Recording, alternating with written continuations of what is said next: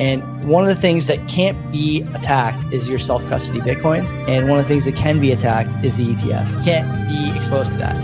That's my view. It's not a good idea. And by the way, that'll hit MSTR too. It'll probably hit other stuff as well. Friends and enemies, welcome back. Canadian Bitcoiners podcast. Friends and enemies, welcome to the CBP. Want to be better informed? Listen to Len and Joey. Spots is taken care of right off the top. Bull, Bitcoin, and easy DNS. The media is feeding the slop. It doesn't matter what topics discussed. Quality entertainment and information you can trust.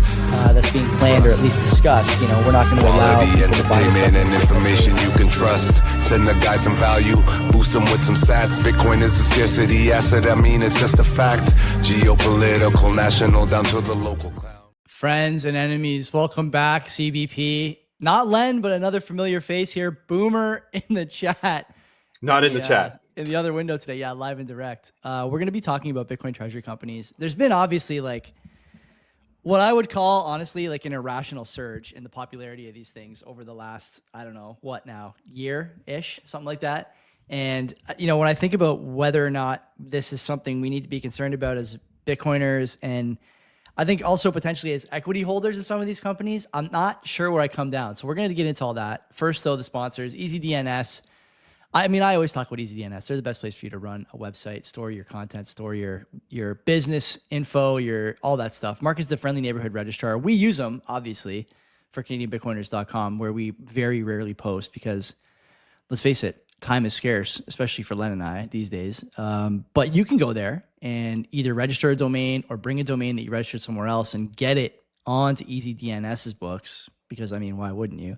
If you're a Bitcoiner, virtual private server stuff available for you. Lots of options, Bitcoin nodes, Nostr relays, BTC Pay servers, among other things. And of course, domain share and easy mail and other security suite options for a couple extra bucks. Secure your data, man. Like, it's worth it. You're going to wind up paying either because you got by somebody who was after your mailing list or after your domain and spoofed you, or you're going to pay a couple bucks up front to someone like Mark and make sure this never happens. And of course, Mark, you know, in the spirit of the show today, should mention Bitcoin Treasury over there at EasyDNS. So go there, use our promo code CBP Media, get half off your first round of buys.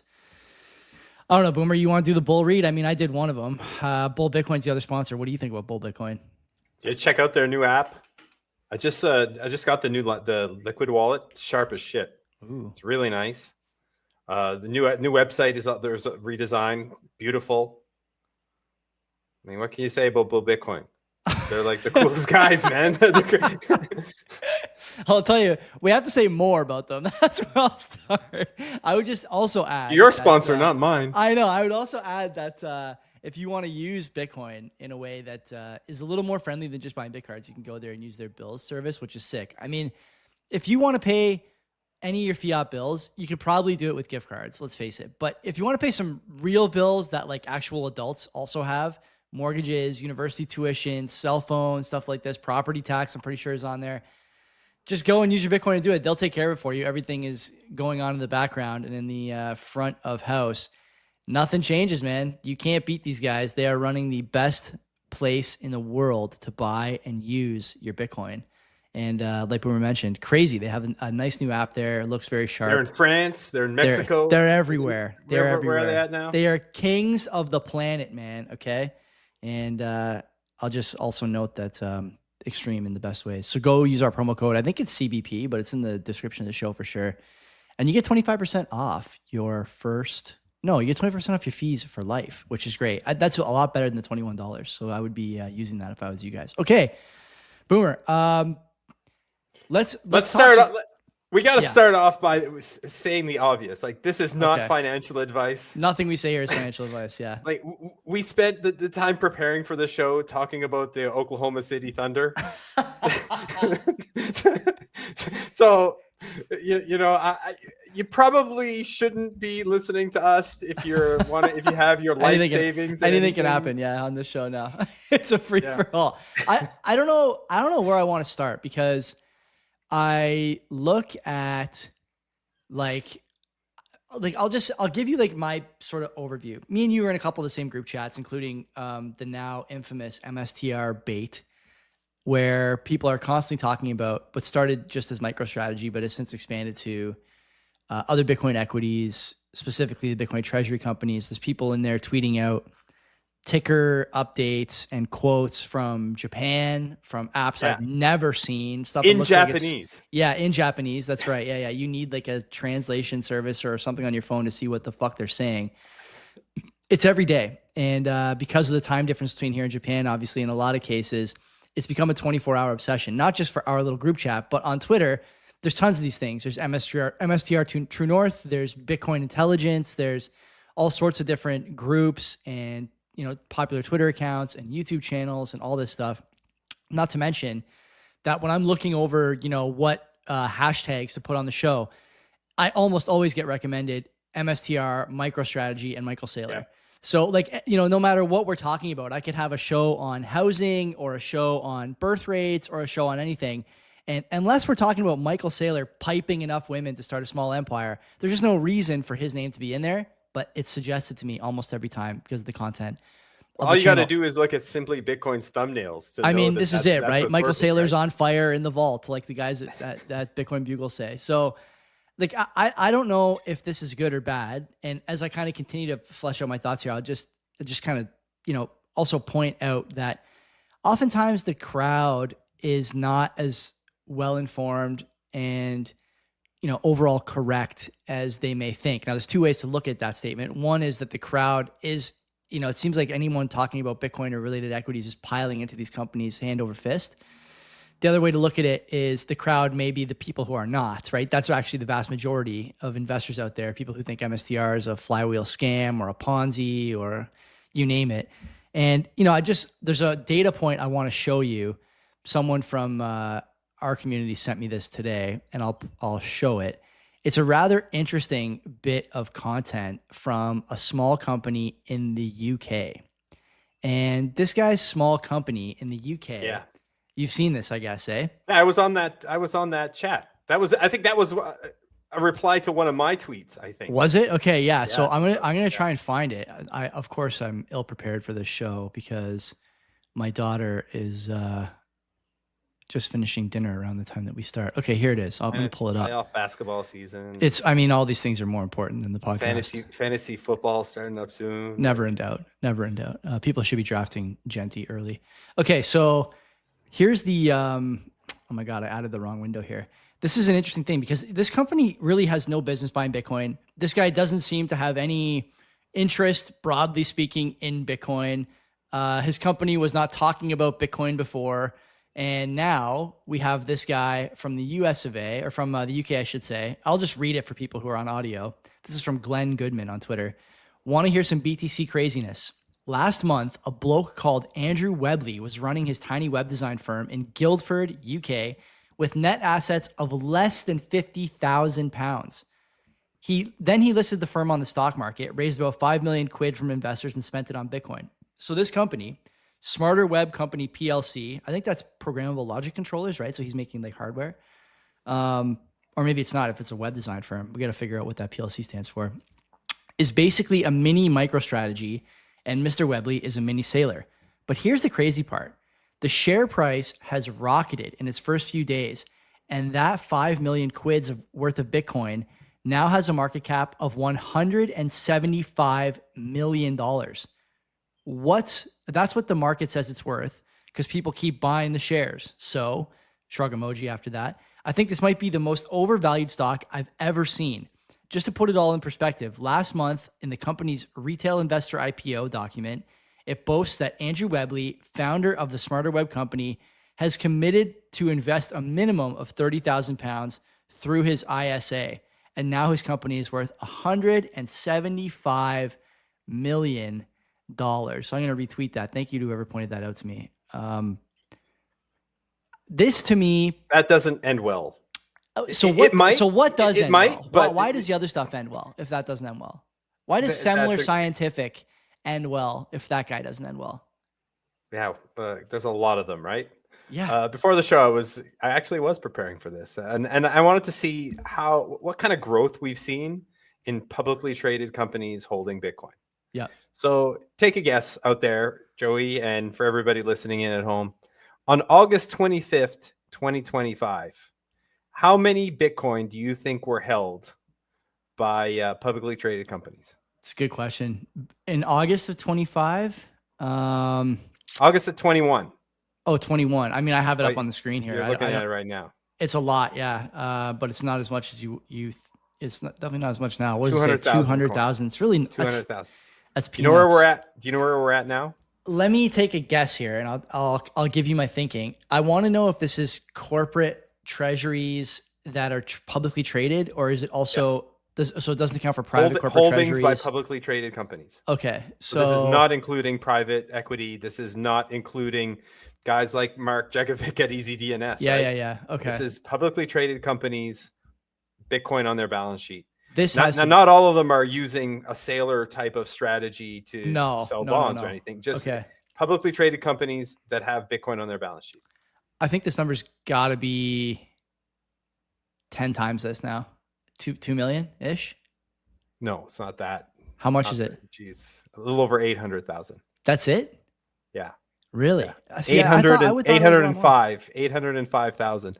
And of that 805,000, 580,000 of it is MicroStrategy. So there's two strategies that we've seen but that's still 4x, Joey. It's a lot, and it's only been 4 years. 4X. And don't forget, there's still I keep on hearing this talk about Sailor buying in 2020 or 21 when no one else wanted it and no one else understood it, and as if this has really changed. I don't actually think that outlook has changed for many public companies. Now, I mentioned Semler there; they're fun to pick on because they don't it's not a real company. Okay, Semler's not a real company; it's a Bitcoin acquisition vehicle now. Semler was cash flow positive. So was MicroStrategy. But let's be serious about where the market cap comes from. It doesn't come from whatever the fuck Semler Scientific was doing. Semler's not holding that many coins. No, but where do you think? Okay, let me say this, and then we'll talk about some of these valuation stuff, because I think this is part of the conversation. There's two things that people are doing, that companies are doing when it comes to strategies to acquire. One is they're using their cash to buy Bitcoin. Fine, that's a little less risky. Way less risky than the other strategy, which is issuing bonds, correct? Long dated converts, you name it. Yes. And using that infusion of cash, let's say, to buy Bitcoin. And the only way that really keeps working is if the price keeps going up, right? You have to outperform something to get that strategy to work for you long term. Then there's now another red flag for me, there's people waving red flags in my head all the time over this. Sailor talking about stuff and metrics I've never heard of. Came up with this Bitcoin per share metric. I think that's a bullshit. Torque is fucking brutal too. But I thought Bitcoin per share was a bullshit metric, honestly. Because if I care about Bitcoin per share, why would I not just buy my own and hold it? Now he can make the case that it's high beta, it's volatility is vitality, whatever other, I don't know, advertising campaign that he was running for his stock over the last 2 years or so. But when I look at these things, and then Bitcoin Torque, obviously we should talk about too. Can you explain it to me, because I still don't fully understand. I can't. No, I can't explain it. No, I can't. I looked at it. I'm in a group chat with a couple really sharp guys who have Bloomberg terminals and are Bitcoiners, and they don't get it either. And that tells me these things start to worry me a little bit. And I know in our chat, there's people talking about how Bitcoin Torque is this metric and the normies don't get it. And there's paragraphs and paragraphs and paragraphs from people comparing it to, different strategies from bygone eras that didn't go well because they weren't backed by Bitcoin and blah, blah. I've heard it all. Okay. But the idea that at the core of all these things is that I should assume more risk to buy your stock instead of just buying Bitcoin, because the fiat payoff may be more significant down the road. Do I have that right? Is that a fair way to articulate what's going on with these equities? And you can hold the price exposure to Bitcoin in tax advantaged accounts, right? Yeah. So if you can't, if you're locked into an RSP or a TFSA, and maybe you want to do something a little bit different than just holding the Bitcoin ETF, then these things are options. Okay, but I've heard this before. I don't I'm trying to get a friend to join us here, a guy who's familiar to people who watch and listen to this show. But I don't think that it's fair to say that this is like a vehicle for people who want it in their retirement account. I mean, maybe it is, but can we really say that like that's where the equity price is coming from? This is like the case. So like what I want to know is where the fuck is this price coming from? Simply Bitcoin aren't putting Michael Saylor thumbnails because of people wanting to put Bitcoin in their IRAs. Like it's not hard. No, I mean, look, how many companies, publicly traded companies? I said before, there's about 805,000 coins being held. Yes. How many companies? Take a guess. Fuck, I don't know. 15. No, about 87. 87 companies. Okay. I count 87 because now GameStop is in there now too. Okay. Yeah. So if you count every company with at least one Bitcoin, then okay, it's a big. Yeah, the minimum on the chart I'm looking at here is like 20 Bitcoin. Okay. So anything from 20 Bitcoin to Saylor with almost 600,000. So there's a slightly under 100 of them. And how are these companies? Of those, how many of them are miners? Bitcoin miners out of 87, quite a few. Like I'm looking honestly, like I used to kind of be involved, not involved, but I used to actually give a shit about the mining stocks. Yeah, we talked about it over the years. And I Bob Burnett, he completely changed my view on this, and now I don't pay any attention to it whatsoever. So some of these companies here I'm not familiar with, but there's quite a few of these 80 something companies that are miners. So right off the bat, you can throw those out. Yeah, for me personally. How do you square, no pun intended, the performance of like Block over the course of the last 5 years? A company that like it's wild. Well, the problem is like they're not. A lot of people got burnt in that company. They're not blowing anything out of the water. They're like objectively a better company at its like on the cornerstones, on the cinder blocks, on the fucking studs of the company than MSTR. No doubt about that. Okay. They understand Bitcoin better than Saylor does, I think. I mean, Jack talking some crazy shit the last couple of days about losing seeds, but not as crazy as Saylor the other day talking about not doing proof of reserves. We can talk about proof of reserves. We can talk about that speech too. I listened to it right before coming on. So here. we should talk about it. I'm neutral. I'm not as negative as I was the first time I heard it. I listened to it again and I thought about it a little bit. Well, I think you're wrong. And so like Square and Block and whatever that company is called now, like better studs, better core business, better understanding of Bitcoin, and like didn't outperform anyone. Like why are people buying Semler or Metaplanet over Block? Like this is another thing that concerns me. Because they're a lot smaller. Yeah, I know, but like it's like still like Semler and Metaplanet are tiny microcap compared to Block. Yes. The proportion of Bitcoin how many I'm looking at it right now? I think it's around 8,000. Yeah. Yeah, 8,600. They 8,600. Block hold 8,600 coins. Now, 8,600 coins represents a fraction of their total market value. Same with Tesla. Yeah. Tesla hold. How many does Tesla hold? Yeah, they're there. They were 11,000. Yeah, something like that. Tesla's 11,000 Bitcoin is a drop in the fucking bucket. It's nothing. So for what the overall valuation of the company? Okay, so we're getting somewhere here. It's very high, right? Like Semler, Metaplanet. Obviously, MicroStrategy is the leader in this, where the value of their Bitcoin is essentially their market cap. Yeah. So we're getting somewhere here. So it's not only that I need to hold Bitcoin as a treasury, right? As a treasury asset. It's not only that I need to have it, on my balance sheet, on my books, but I also have to have nothing else, basically, is what you're telling me. To incorporate Saylor's strategy? Yes. Yeah. Okay. Yes. So because you're selling volatility. And the only way you're going to get that volatility... This fucking selling volatility. Like, I don't... True. Okay, I get it. But, like, why... Again, my big problem with all of this is we are inviting... Like, I say we. I'm kind of talking about the royal we here, Bitcoiners in general. Yep. Are we not inviting problems? Pouring billions of dollars of capital? We are. And what problems do you think we're inviting?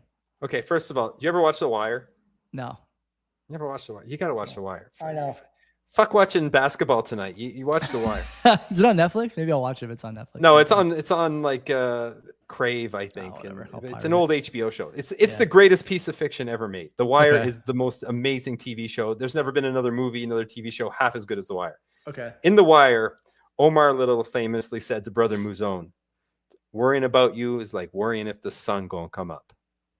And that's how I feel about these companies getting into Bitcoin. Okay.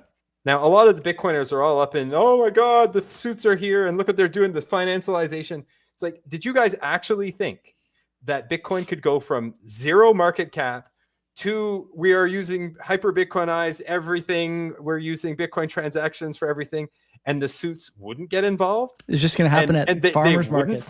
They wouldn't find a way to get rich off this? Did you really believe that? Like, I never worried about it. Yeah. Okay. They were always going to come. They were always going to happen. These things were always, if it wasn't going to be Saylor, it was going to be somebody else. It was always going to happen. And I'm telling you, I'm looking at the chart right now. There's 87 companies here, 86 companies, whatever it is. Yeah. Some of these people are going to get burnt. Okay. Probably a lot of them. Why? Because some of these holders of Bitcoin are going to sell when things go bad. And they've leveraged themselves either through convertibles that are never going to convert, so they become debt that they have to service, or they're like your buddy in England over there, whatever. He's your buddy, he doesn't do anything. So right now he's worth $120 million. So he's out partying in Vegas and he's buying a Lambo and he's buying an office and he's hiring staff because he's $100 million company. And then when the price of Bitcoin crashes, his stock is going to crash and he's not going to have any money to pay his staff or to pay his Lambo. So if you bought the stock, you're shit out of luck, right? But that doesn't mean that all of these companies are going to zero. And I don't know which ones are. Okay. If I had to bet, if you're listening, guys, just assume that Joey and I own all of these things. I don't know. The only treasury company I own is MSTR. I'm not telling anybody what I own. So just assume I own everything. Assume I own nothing. Like, just don't. I'm not picking favorites here. But it's true that some of these companies are going to be forced to sell, and some of these companies are properly set up to hold through the bad times. Right. Now, you mentioned Block, and like I'm critical of Jack Dorsey as well, and I'm critical of that company, of just like the point of sale terminals that they've had. And it's taken this long for them to get Bitcoin. Huge announcement today. It's fucking 5 years late. 5 years late, right? At least 5 years late. I've been going to farmers markets for 5 years telling farmers, it's like, yeah, do you want to accept Bitcoin? And all of them have a Square terminal. Yeah. Right. Well, how easy would it be if they just had a Lightning terminal built in that would... But so I'm critical. I'm as critical of Jack Dorsey as anybody. But that being said, those guys did not sell their coins in the last bear market. No, they didn't. You're right. There's some credit to there, I suppose. They held their way through, and possibly held the way through because the 8,000 Bitcoin that they held was actually not all that substantial to their overall market cap. Right? Exactly. Yeah. Right. But they did better than Tesla. Tesla at one point held 50,000 coins. And now they're down to 12 or 13. Yeah, over the mining or something, energy usage and mining. I forget what the stupid reason. Yeah. But they were actually short for cash. I think when Tesla Q was still prevalent on Twitter, they were saying that they could say whatever they want about green and Bitcoin mining, but they were short a bunch of money and needed a cash infusion, and so that's how they ended up getting it. Well, there you go. Yeah, 40-50% on that trade. And so how many of these companies that are holding Bitcoin right now are going to be short Bitcoin, short cash in the next bear market? And I don't know when the next bear market's going to come. All the miners will be for sure, right? They're forced sellers. They're forced sellers no matter what. Yeah. So, but we already excluded them because but like take any one of these companies at random, like you don't know, right? Now, someone like Semler, I will support Semler. Defend Semler, who I think he's done the work. I think Eric Semler has done the work. Absolutely fucking not. Absolutely fucking not. Anyone who puts Natalie Brunell on their board has not done the work. It wasn't a great look for him. It's retarded. And I'm so sick of these guys, like clearly, trying to pump the price of their stock with every tool except actually running a successful company. Now, But it is a successful company. Now it's a bit of a zombie company where they're cash flow positive and they're kind of stuck. Like they can't really grow their business that much without massive investment in something, and then and for those listening, Semler Scientific, they make medical equipment. Exactly. Some sort of diagnostic. I'm not 100. I used to know. I think it's like tabletop medical equipment. I'm not sure if it's anything more than that. But whatever they do, they make one specific thing that is quite popular, and they do sell these things, and they're cash flow positive. Yeah. They minimal debt. Yeah. But they were stuck. They were never going to grow out of that. Right. And that's very much a very similar story to what MicroStrategy was, right? For sure. Now, okay, let me ask something. When I hear shit like Bitcoin torque and whatever else this guy said, I love the volatility is vitality thing. Cracks me up every time.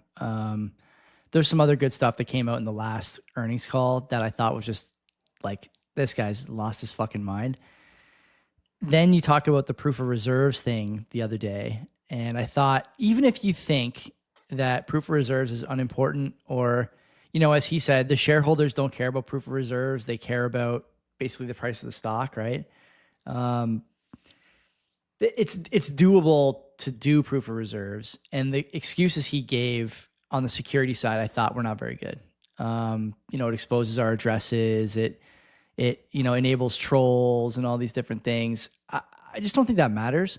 And when I hear him say stuff like, if we expose our addresses, it's a security risk. Well, not really. Your addresses are already out there, right? Arkham is pretty sure.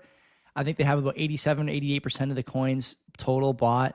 I've heard people say, the Sailor Simps say that if he exposes the addresses, then the addresses can be monitored, and then you establish basically a pattern of when those addresses are accessed. And that tells you when the keys are out and when the keys are away. And you can maybe make a move and try and get access to those addresses if you're, an advanced private actor or something. But I just don't, that doesn't resonate. None of that resonates with me. Now, he's obviously got much more to be concerned about than you or I on the security side. But, I'm not going to say you're a sailor simp. I don't think you are. But no. I think it's fair to say that, like, you and me both have this view that he should do the reserves. But do you feel the same? You don't feel the same I do about it. You said you just watched that speech again, and you've sort of taken a different view. What is your view? Not your keys, not your coins. Yeah. So everybody that holds any of these companies is aware of that risk, or should be aware of that risk right off the bat. Now, I listened to it twice, and the first time I was 100% in your camp. I was like, this is bullshit. Like, just knowing knowing what the addresses are, that doesn't give anybody access to anything. You know what, right? And that's Metaplanet are doing it, right? Yeah. Like, it's right. So it's not like other people aren't doing it, but the rationale that Saylor did give was rational to me. Like, it was, like you said, they don't want them tracked because now they can be tracked going backwards and forwards. So what? Like, for whatever reason, maybe they don't want a proprietary knowledge of like how they do their UTXO management. Maybe they're doing something like we don't need to know. The addresses are out there. They're out there. Like Arkham has the addresses, and a number of other artists on the internet, seem to have found these things. So then what's the point? Then why would they need to do that? Now MicroStrategy is a NASDAQ listed company. Yeah. They are audited by a Big Four auditing firm. That's what he said too. Our shareholders care more about the audit than they do about the POR. Yeah, he mentioned that. And the CEO, the CFO, CEO sign off on this shit. And if anything is wrong, they're criminally liable. Like, that is you're going fraud. to jail. Yeah. That's fraud. Mm. So, am I 100% sure that they hold the keys? That they hold all those coins? No. But if I'm a MicroStrategy holder,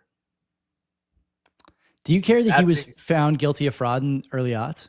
Like, does anyone care about this? That he was like, he's like like not a suspected fraudster, but like a known convicted fraudster? Does no one care? No one minds that part? Like, no one talks about that? And that's not even the sketchiest thing about it. What's the sketchiest thing? Do you think he might be CIA? I mean, everyone talks about the proximity to the Quantico Langley. building, right? Yeah. I don't know. I don't know. Right. Yeah. Right. But Is it possible? Honestly, there's a greater for people who don't probability know, for can we just talk about this fraud thing? Like Saylor was convicted of financial fraud, financial misdeeds in his capacity as MicroStrategy founder and CEO in 2001 or 2002, something like that. serve no jail time. Serve no jail. Okay, but like no one serves jail time. Only you and me are going to jail for fraud. Okay, no one else is going. Well, to we jail. might be going to jail for what we say tonight. Yeah, exactly. Mike Saylor and Quantico probably at my fucking doorstep. Like he's already done this once, okay? And so the other thing that bothers me about Bitcoiners, again, I own MSTR, okay? I've said on this show, my co-host finds it distasteful that I own any equities at all, but I own MSTR and I still buy MSTR every week. But the idea that Bitcoiners are a slay your heroes blob online, killing everyone from Trace Mayer to Roger Ver to Peter McCormick to who knows who else. This guy shows up with a fraud charge, is the guy who's shepherding the corporate masses to Bitcoin, and no one's looking at this guy with a second glance. I don't know. To me, I look at that and I think this unwillingness, and it's not just the unwillingness to do proof of reserves. I think it's the general unwillingness to engage in debate. And I've said this Correct. on the show a bunch. He just goes on these interviews. You've been dead on with this. Yeah, because he just doesn't care. He steamrolls he steamrolls whoever he talks to, and he has a narrative to push, and he pushes it, and that's it. And I'm arguing with like people who are messaging me. I see my Twitter fucking messages too. Anyway, he pushes a narrative, and the narrative is always one-sided, 1 hour long, and one interview deep, and that's it. It's Sed Youngelman, it's Lavera, and I talked to Sed about this in Montreal last year, and he agreed. He's like, I wanted to ask the guy more questions, but what are you gonna do once he starts? Like, you can't stop him. I sympathize with that. We've had guests that I disagree with sometimes, and I'm not in the business of engaging for the sake of an argument. I'm in the business of giving people a chance to speak their mind and do long form, and so we do that. But the only guy that pushed back was Saifedean and Marty. I still point to Marty years ago when Mike came on the scene, Mike was talking about sanctioned mining and the mining council, and Marty was like, you are fucking wrong about this. And Mike couldn't handle the heat that day from a young Marty Bent. And so I doubt very much that from a wiser, more experienced Marty Bent, or from any of these guys who he's actually spoken to and done interviews with, he could handle a rebuttal. But you know who he does take rebuttals from, Boomer? Who's that? Who do you think he takes rebuttals from? When he does interviews with this person, who do you think he actually lets speak? Maybe Natalie Brunell? Natalie fucking Brunell. Semler board member. You know, like, all this stuff just rubs me the wrong way. And I got to be honest, I've said this before on the show. I made a nice little chunk of change buying and selling MSTR last year, and it owes me nothing. But I would caution people now who are thinking to themselves, this is going to be another 5-bagger or whatever it was for us, a 10-bagger, I think even was probably closer. But I caution people about that now.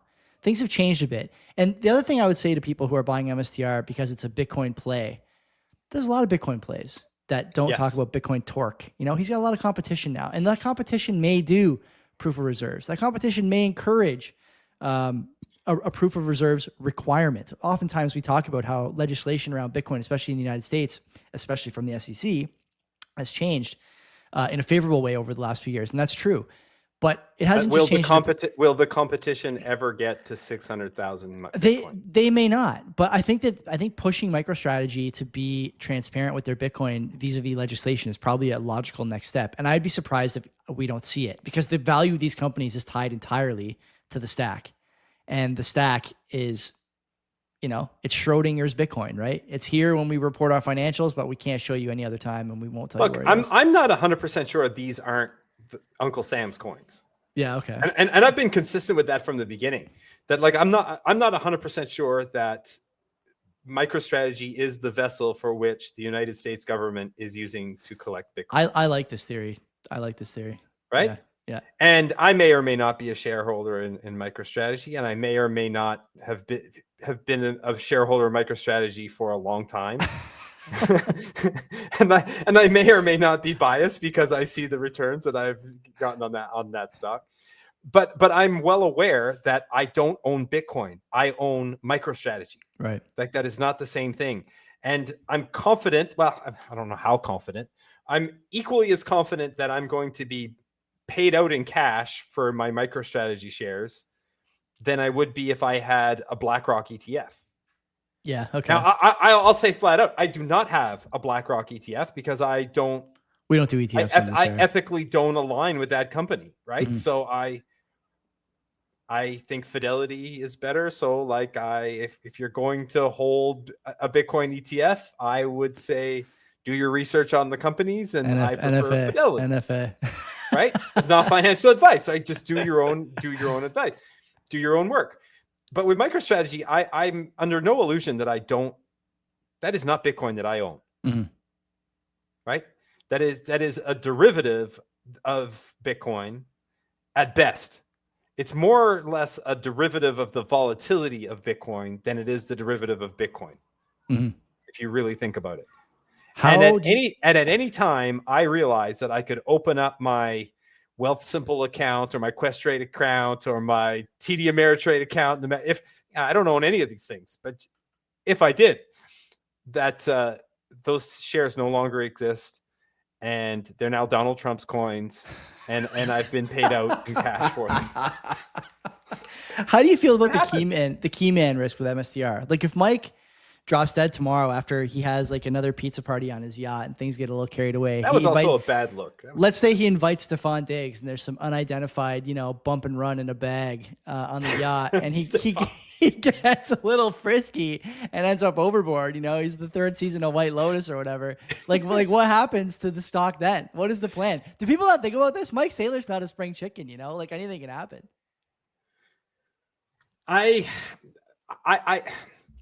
There definitely is a cult of personality with that stock, right? That is his stock. Yeah. But much like Apple was with Steve Jobs, when Steve Jobs left it to Timmy Apple, it went just fine for shareholders.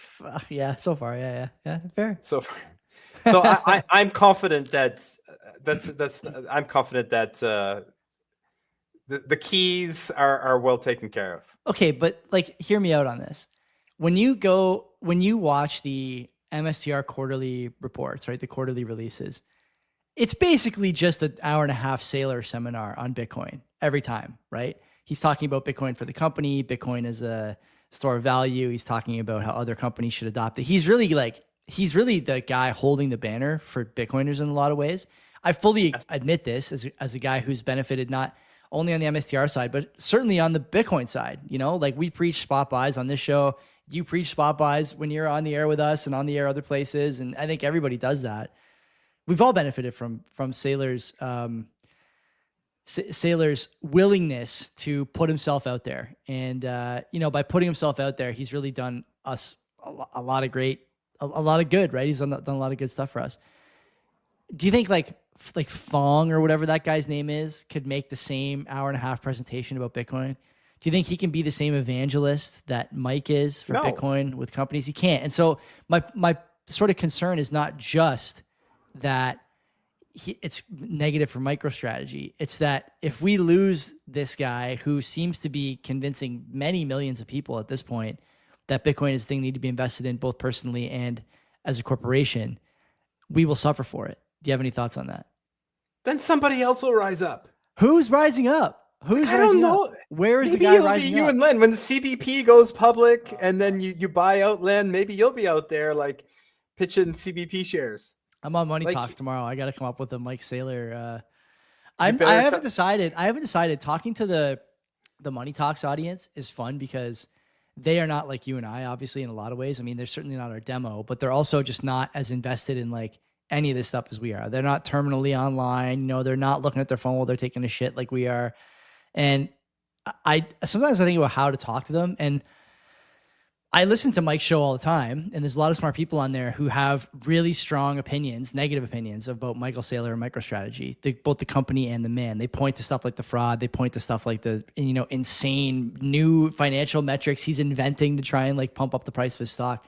So talking to them, sometimes I think about whether or not I should address strategy and Saylor.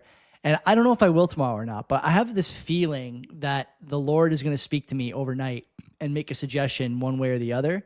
And I'm kind of leaning toward doing it and just saying it's not lost on me, and it's not lost on a lot of Bitcoiners, that Michael Saylor is, in the most generous interpretation and acquired taste. And for a lot of people, that taste is even more difficult to acquire because the index investing they've been told to do has failed them in a lot of ways compared to MicroStrategy.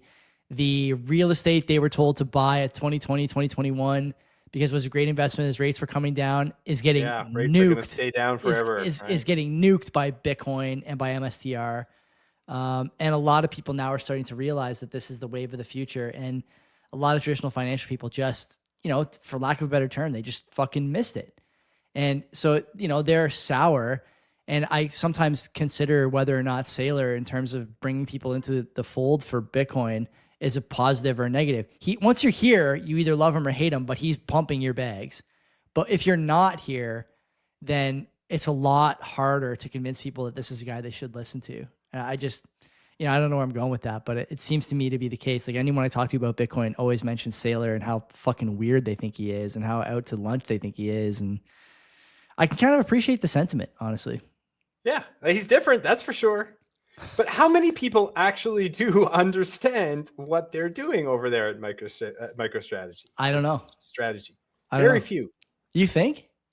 Very few people. Really you mean like outside of the actual? Yeah. No, like the strategy. Like MNAV. When MNAV blows up higher, they issue more shares. Yes. They issue more shares. They buy more Bitcoin. That drives the price of Bitcoin up. That drives the MNAV up. Then they can issue more shares. Like, ironically enough, that like Financial Times hit piece that they did on Saylor and strategy. Yeah.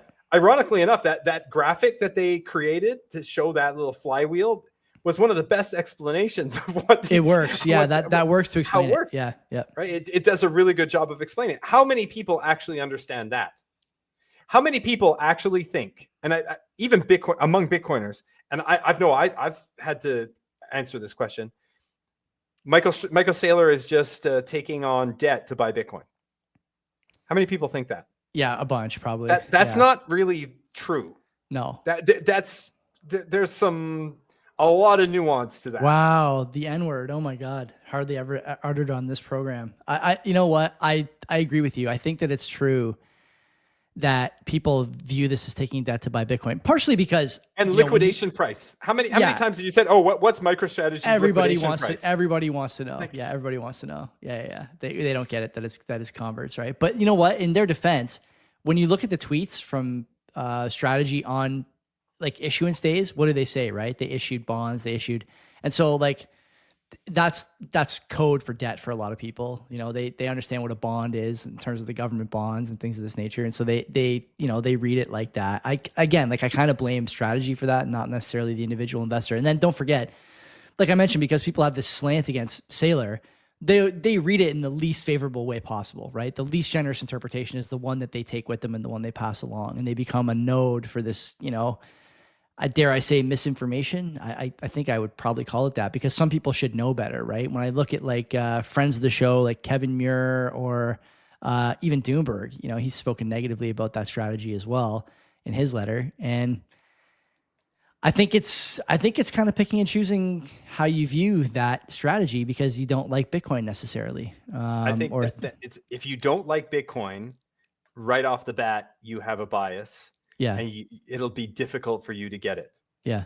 Now, some people can still get it, but that's a hard jump. Should we talk about? Yeah. Okay. Keep going. I'm not.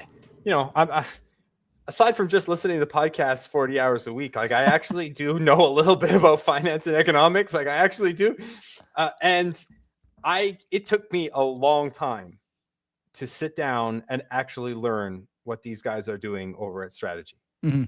It took me a while. I only know it like from a rudimentary sort of entry level. Yeah, and I watch MSTR True North every Wednesday night. Yeah. And I probably understand 95% of what they're talking about. Mm-hmm. Okay. And that probably puts me into the top decile of watchers of that show. You're the top 1% of the top 95%. I'm probably in the top 5 to 5%. Top 3, top 7. And I don't understand all of it.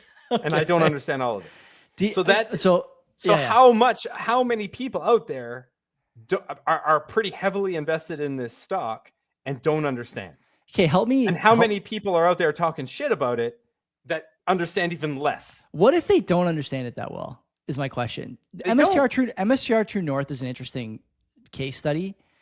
Sometimes I used to listen to MSTR True North when it was like just the Twitter space or whatever every couple of weeks. When Rye Quant was there. Yeah. Oh. I would turn it on and they were calling, the kid analysts or whatever. I thought that was pretty funny. Ever since that Tim Kotzman guy told me that 225 wasn't that much to squat and then wouldn't post a picture of his physique, I just assume he's a loser milk bag clown. So shots fired. Yeah. Shots well, fired. I mean, if you don't post physique, like you're a loser. So anyway, that aside, I look at the MSTR True North guys and I think to myself, okay, yeah, they were invested in the stock for sure. But now what are they invested in? Specifically like Punter and Kotzman. Their whole life now revolves around that stock. Punter quit his job. Yeah. It's the brand. Yeah. He quit his fucking job to talk about a stock. Like, I make fun of my buddy R. Bill Simmons' podcast for having a podcast about a subreddit about a podcast. But like, I'm not sure which is worse. At least R. Bill Simmons still has his day job. Punter quit his day job to talk about a stock, to talk about a guy who is pumping his stock on the internet. More or less, this is what he does now, right? And there's something admirable about that level of commitment. But at the same time, now it's another guy who's got a pretty big financial interest, not only in the price of the stock, but in the conversation around the price of the stock and the conversation around Saylor and the conversation. And admittedly, I think not enough people know, even guys who say they're experts on Twitter, and there are many who say they're experts on Twitter, don't know a fucking thing. Many people are watching this guy and saying, yeah, he's right. But they don't know if he's right. And I think a lot of the times those MSTR True North guys don't know if they're right or not. They're interpreting things like someone reading an ancient religious text, like this is what Mike Saylor means when he says X and Y. He means, I don't know. He means A and B. And sometimes it's not all the time. They do point to a lot of data. They are data driven over there. I'll give them that. But other times they're interpreting the Old Testament, and that's not a game you want to be in when your entire life, career, and investment portfolio revolves around the implicated ticker symbol. And so I have a bit of a problem with that too, if I'm being honest. It's worked out pretty well for them so far. So far is pretty important, wouldn't you say? It hasn't been that long. What do we say in Bitcoin all the time? We're so early, but somehow MSTR is a done deal. I don't know, man. Bitcoin treasuries are a done deal. I don't know. Those guys doing calls and leaps and all these things. That in itself is, forget dangerous. About MicroStrategy. Yeah. That is dangerous in any stock. And that requires a level of understanding that I don't have, and I don't probably never want to have, like that type of. So they're doing that type of strategy, doing these long dated calls on a stock that's incredibly volatile, and it worked out for them so far. It would seem like, right, to date, yeah. I mean, sure. And think about what that does to your bias. 100%. Right? Obviously, Priestess in the chat. What does that do? Priestess in the chat, like, oh my God, carrying water for the punter. We don't know anything about his life and why he actually quit his job. We fucking know he did the video talking about he quit his job because he wanted to talk about MSTR. Good for him. He's living the dream. He's doing what he wants to do, for sure. Yeah. And there's something admirable about that, like I said. But to your point, Boomer, what would that do to your bias? It would amplify it hundreds of times, Yeah. Yeah. It would just, that's a hell of an anchoring bias. If you've just went 100x on some long dated options way out of the money, right? That you just put $1,000 on something that just went 5,000x, right? Yeah. Yeah. What else should we talk about? We didn't even talk about GameStop. I thought we were going to start. I thought we were going to start with GameStop. I don't care about GameStop. I'm the wrong guy, honestly, to be doing this conversation because I just don't give a fuck about much of this stuff. But the GameStop thing, I mean, this guy, talk about a master of cult, stock cultship, cult followings, whatever. Whether it was the Wall Street Bets saga from years ago and now Bitcoin these days. Legend, like just doing whatever he can to pump that stock price except sell video games. True financial genius. I mean, what did they buy today? They bought 4,100 Bitcoin, something like that. Yep. Yeah. They announced that they bought it. Didn't tell us what they paid. Yeah. Didn't tell us when they bought. Predator, I think Predator found it somewhere. It was like 108 or something. 107. Yeah. And then so it ended up being just a little over 500 million, something like that.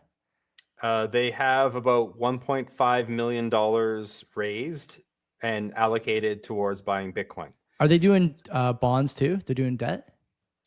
Well, they had cash on hand, right? Yeah, but are they doing debt they too or issued no? shares at the money? I think they issued shares at the money. Okay.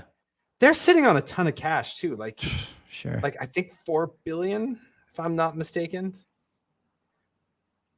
MicroStrategy in itself is a weird, not MicroStrategy, geez, we moved on. GameStop in itself is its own crazy ass cult stock, right? That has a wild story to it. But here's a company that was left for dead, shorted to shit. You know, we know the story with the apes and the Reddit and all the way to Hollywood making a movie. And fucking Robin Hood. Robin Hood in the fucking movie is the villain. It's like one of the main villains. Did you see who's Bitcoin 2025 on the first page of sponsors? No. Robin Hood. Oh, it's Robin Hood. Yeah. We talked Robin about this Hood. on Monday. Of all the people, like Robin Hood. I don't know what I think about the GameStop thing. I keep coming back to like, and maybe this shouldn't matter to me at all, but I keep coming back to how does this make us look to people who want to come into the space? Everyone knows the GameStop story. Everyone knows how retarded that got, 5 years ago. Why do you care about how we look? You're right. But I do care because I think that now we're entering the next sort of epoch of investing in Bitcoin, holding Bitcoin, using Bitcoin, all these things. And like you mentioned earlier, okay, you need high levels of capital, like significant capital inflows to move from 100,000 to 1 million. Okay. And that's the next step here. So we have to attract that capital somehow. And it's going to be harder to attract that capital. Why do we have to attract it? Well, because if we want the price to go up, we need to attract the capital. Like we need, it's going to come. Just like Omar said to Brother Muzo. I don't know, man. Worrying about it is like worrying if the sun's going to come up. I think there's something to be said about the attractiveness to stuff like, I don't know, endowments, pensions, things of this nature. Now, there's some pensions obviously buying IBIT and MSTR already, but as a general rule, I think we could do better and would be better off if GameStop wasn't making headlines for buying Bitcoin, trying to resurrect its business. And know what? Okay, so tell me why. Sure. Give me the other side. Give me the opposite case. Like, first of all, like what do people like the broader the broader financial world, what do they think about Bitcoins? I think it's actually improved quite a bit. I don't. I talk to some macro normies, like big name macro normies from time to time, just because I know them from the podcast and they send me messages when we're on a rip and they still think we're nuts. So I can't, like, if you think we're nuts at 100, I don't know how it's going to change at 1 million, but it is what it is. I don't think it matters what people think about us. Like, I think the GameStop is interesting.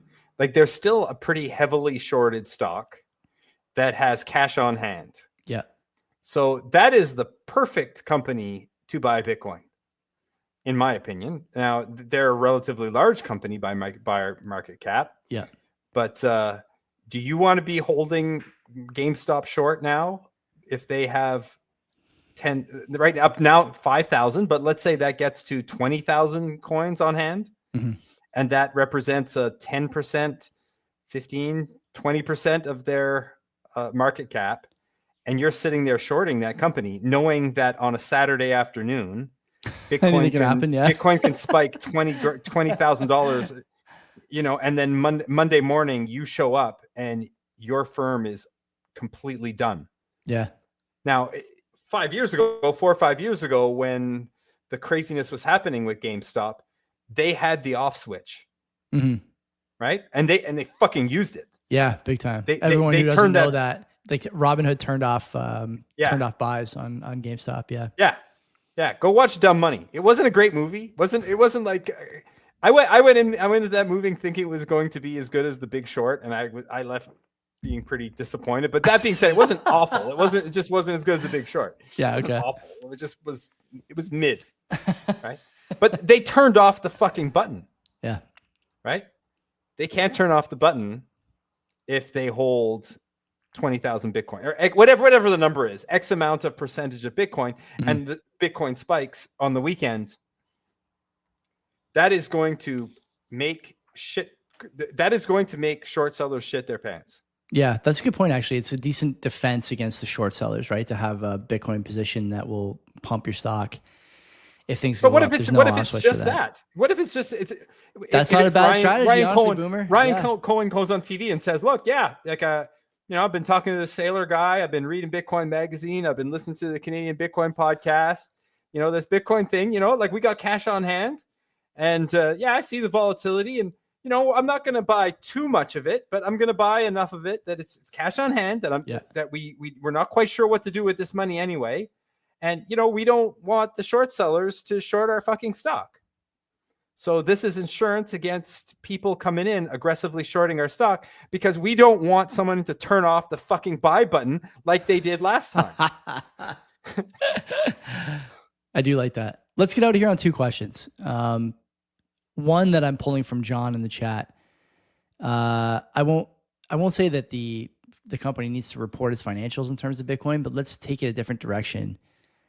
What is the likelihood in your view that over the next, let's say 2 years, a Mag 7 company makes a Bitcoin buy and publicizes it and defends it and tries to use it to get other people to embrace Bitcoin? The Mag 7 right now is what? NVIDIA, Apple, Microsoft, Google, Tesla, maybe. Facebook and Netflix. Is that it? The fan mags, right? Fat Man, I think it's called. Apple? I don't think Netflix is in there. I don't know. Well, let's say we'll doesn't matter. Yeah, whatever. You get the idea. Probably not. Okay. I think Facebook Meta is probably the leader in the clubhouse of being the most likely. Maybe Apple would do something with Apple Pay and say like, "Oh, we now accept Bitcoin, and your Apple Pay account now has a Lightning wallet." I wouldn't be shocked. I mean, if that happened, but I would be pretty surprised if they held any of it on reserves. Okay, and then maybe the second question, last one. There's a lot of talk about this cycle underperforming others in terms of the bottom to top. I think that to match the 2017 to 2020 epoch, or 2020, or was it 20 to 24, whatever it is, we'd have to get up past 300 or something like that. Do I have that right? 300 US. It's a significant jump from here anyway. Should we be happy or disappointed with that? I'll answer first. I think we should be happy about it because less volatility is probably good long term. Although the huge gains may be gone for new entrants, I still think probably it's better to not have these 100x moves over the course of 4 years or 8 years, 10x over 4 years, whatever. Where do you come down on that? I don't give a shit about price. I legitimately like, ask anybody who really knows me. Like, I legitimately don't give a fuck about price. I care more about getting my 40 hours of Bitcoin podcast listening in than I care about the price of Bitcoin. That is 100% true. And I had a meetup last week, and just for fun, the guys, we were talking about nobody gives a shit about Bitcoin. Nobody knows. Like that's how nobody knows anything. I think that's true. Yeah. We're about a tenth the size of gold, right now. Meg, give or take. I think, yeah. Well, How are we many 2 trillion? people- 2 trillion, I think. Let's say. Yeah, Okay, give or take a tenth of the price of gold. Mhm. So if we 10x from here and we were the same price as gold, let's say we 12x because gold went up a little bit, but Sure. we caught up to gold. We right? made parity. Yeah. We made parity with gold. Do you still think anybody would give a shit? No, it wouldn't fucking matter, Joey. Huh. It wouldn't matter. I asked around. I literally, like, we go to the same restaurant all the time. So I asked a couple of the servers. It's like, these are just normal, mid-20s people, right? Yeah. I asked them, what's the price of Bitcoin? No idea. Okay, What's the price of gold? What's the price of gold? No idea. They didn't know the price of gold. So they don't know the price of gold. They don't know the price of Bitcoin. So if we go up 10x, 12x, 15x, it's not going to fucking matter at all. Won't matter. Okay. So Okay. if it goes to 300 from here, 3x's, it's like, I don't know. in a way, I guess like my bags will be pumped if I had Bitcoin. Again, I'm not saying that I have any. May or may not. I may or may not have any. But at the same time, my daily DCA, my branded BitAxe, Canadian Bitcoiners podcast BitAxe, that spews 50 sats a day, right? You know, those 50 sats a day that I get from that BitAxe would be worth a lot more, right? If it went up. That's the hope. But if you're DCAing, don't you want it to stay low? Yeah, I do. And I think that a lot of people, to your point, and John in the chat saying the same thing. Like, I'm not sure those people matter. And maybe none of those things matter. Yeah. Do we matter? I don't know. Only to a few people. Tell me a bit about what you're doing. Where can people find out about you? You're running the meetups. You mentioned that. I don't want to leave without you plugging the meetup. So go ahead. Yeah. I host a meetup in Ottawa. So, you know, just find me on Twitter somewhere and just Ottawa Bitcoin meetup. You'll get it. You know, and if you're not in Ottawa, go to a meetup in your town, go to a conference, meet people in real life. You know, I'm doing a Bitcoin walk this weekend. So, nice. Bitcoin walk. You're aware of this? The guy in Scotland? We did. I was on Why Are We Bullish with him last year. Cool. Yeah. He's the best. So I'm one of two people in Canada that are part of his little cabal. And I host a walk in Ottawa. We walk around the Ottawa Canal. So we're doing that for the summer. Yeah, I'm doing that. You can always find me Monday nights, 7 p.m. in the chat. That's right. I think I started episode 38. I think it was episode 38. I don't know. What are we on now? We're on like 114 or something. Maybe more than that. I have no idea. More than that. Are we? I have no idea. Yeah, we got to be like 200 now, I think, right? Yeah, yeah. So I'm episode 38 was my first one. I think I've missed one. Love it. Maybe two. I think I've one or two. Is it true that you good reasons? Is it true that you watch CBP on dates? I have watched CBP on a date before. I love it. More than once. Like more than once. I love it. Let's get out of here. Yeah. God bless you. And listen to Bitcoin podcast. Support Bitcoin podcast. 40 hours a week, man. Do your 40 hours a week. Get those hours in. Don't fuck it up. We'll see you next time, boys and girls. Thanks to Boomer for coming out, and take care of yourselves.